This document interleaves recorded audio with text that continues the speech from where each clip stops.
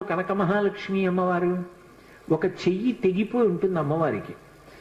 మరి ఆవిడ ఎంత అనుగ్రహమూర్తి! అసలు ఈ మార్గశీర్ష మాసంలో విశాఖపట్టణంలో కనక మహాలక్ష్మి అమ్మవారి యొక్క దేవస్థానం ఇసకేస్తే రాలదు, అంతటి అనుగ్రహప్రదాయిని. ఆ తల్లి పాదముల దగ్గరికి వెళ్ళి నమస్కరించాలి తప్ప ఆవిడ అనుగ్రహించలేనటువంటి విషయం లేదు.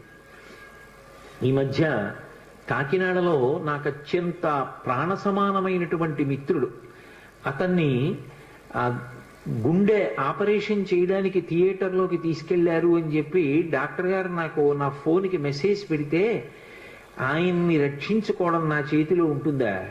ఆ పరదేవత రక్షించాలి. పసుపు నీళ్లతో కనక మహాలక్ష్మి అమ్మవారికి అభిషేకం చేశా ఆ సమయంలో. తిరిగి వచ్చాను, శుభవార్త విన్నాను. ఆ తల్లి గొప్ప అనుగ్రహప్రదాయిని. ఆ తల్లి ఏమి ఇవ్వలేదు, ఏదైనా ఇస్తుంది.